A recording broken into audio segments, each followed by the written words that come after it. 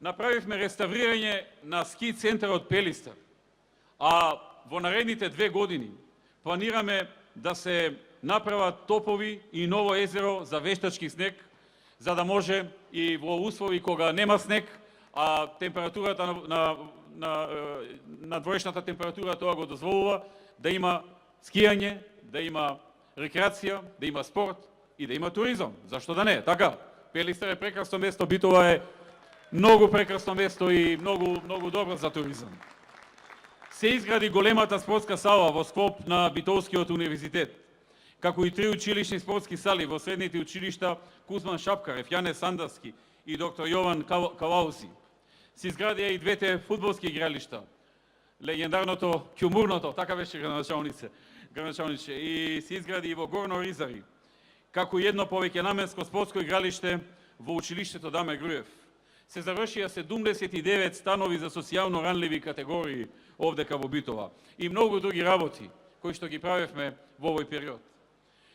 Ја направивме студијата и се прави проектот за градба, и тоа ќе се случи во овој мандат, на топлификација за Битола преку топлотна енергија која ќе доаѓа од РЕК Битола.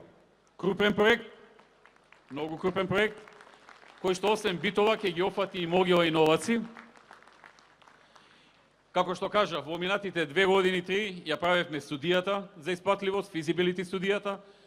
Проектот е при крај, така што многу брзо треба да почне овој проект и да се заврши, и тоа е внесено во програмата, така што нема бегање од тоа. Овој крупен проект ќе биде од полза за битолчани, но ќе биде од полза и за Новаци и Могила, не само за грејење, туку и за загревање на земјоделските оранжери и слично. Понатаму, се предвидува градба и реконструкција на железничката пруга од Битола до Кременица, граница со Грција, со крак до индустријската зона Жабени. На тој начин и индустријската зона ќе стане уште поатрактивна за инвеститорите, а ќе се овозможи и поинтензивен, побезбеден сообраќај кон железнички сообраќај кон Грција.